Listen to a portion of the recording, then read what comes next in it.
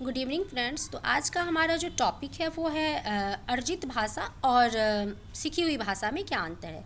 तो सबसे पहले तो हम जानेंगे कि भाषा क्या है। तो सभी लोग जानते हैं कि भाषा कम्युनिकेशन का, संप्रेषण का एक माध्यम है जिस माध्यम से हम अपने विचारों की अभिव्यक्ति करते हैं। और इसके लिए अभिव्यक्ति करने के लिए हमें ग्रामर की, व्याकरण की बिल्कुल ज़रूरत नहीं होती है। एक छोटा बच्चा अगर आपसे कुछ कहना चाहता है तो ज़रूरी नहीं है कि वो ग्रामर के साथ, व्याकरण के साथ लिपिबद्ध तरीके से आपको बोले तभी आप समझेंगे, वो संप्रेषण कर सकता है। तो जब कोई बच्चा विद्यालय आता है तो वो एक अर्जित भाषा लेकर के आता है और विद्यालय में वो संप्रेषण करता है। फिर हम जो शिक्षक होते हैं वो उसे सिखाते हैं और फिर वो क्या करता है, व्याकरण जान जाता है और फिर वो क्या करता है, सीखी हुई भाषा का प्रयोग करता है। तो इसी पे हम देखेंगे अपने नोट्स के माध्यम से, हम आपको आगे बताते हैं। तो सभी प्राणी, विशेषकर मनुष्य, अपनी आवश्यकताओं, विचारों के आदान प्रदान के लिए भाषाओं का प्रयोग करता है, ये तो सब लोग जानते हैं।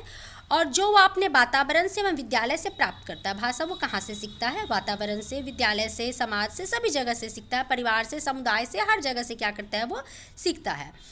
कुछ भाषाएं वह विद्यालय में विषय के रूप में भी क्या करता है, सीखता है। अब जैसे हिंदी हुआ, इंग्लिश हुआ, उर्दू हुआ, बांग्ला हुआ, बहुत सारी भाषाएं हैं। तो विद्यालय में आकर के बच्चा क्या करता है, उसको अर्जित करता है। अगर उसका मातृभाषा नहीं भी है तभी वो आकर के क्या करता है, यहाँ पे सीख लेता है। तो भाषा अभिव्यक्ति का साधन है, दो प्रकार का हुआ, एक हुआ अर्जित भाषा और एक क्या हो गया, सीखी हुई भाषा। तो अर्जित भाषा बालक जन्म से लेकर विद्यालय जाने तक अपने परिवार, समुदाय तथा समाज में रहकर जिसके माध्यम से वह संप्रेषण का कार्य करता है और वो विद्यालय आता है, वो उसका क्या हो गया, अर्जित भाषा, जो उसने अपने परिवार में सीखा, समुदाय में सीखा। ठीक है। और वो वही भाषा लेकर के, हमने बोला भी है शुरू में ही कि वही भाषा लेकर के वो विद्यालय आया। और इस भाषा की कोई विशेष लिपि नहीं होती है, व्याकरण नहीं होती है, ये सिर्फ बोलचाल की क्या है, भाषा है। तो ये कहाँ से सीखा, ये अर्जित भाषा? परिवार, समुदाय, समाज, साथी, माता पिता, पड़ोसी, अन्य घटक, कोई भी आता है उसके घर में, समाज से या कहीं से, वहाँ से वो क्या करता है, तो अर्जित भाषा को सीख लेता है। और सीखी हुई भाषा क्या होती है?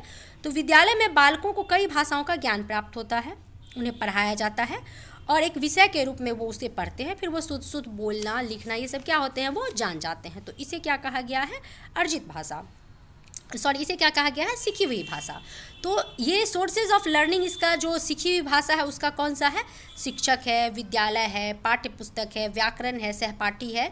तो इतनी सारी चीज़ों से वो क्या करता है, बच्चा जब विद्यालय आता है तो वो इस भाषा को सीखता है। शिक्षक से भी सीखता है, विद्यालय में पाठ्य पुस्तक पढ़ के, व्याकरण पढ़ के, सहपाठी से सीखता है। आपको हम इसके नेक्स्ट वीडियो में डालेंगे सीखी हुई भाषा और अर्जित भाषा में अंतर क्या है। ठीक है। तो आपको ये जो इनिशियल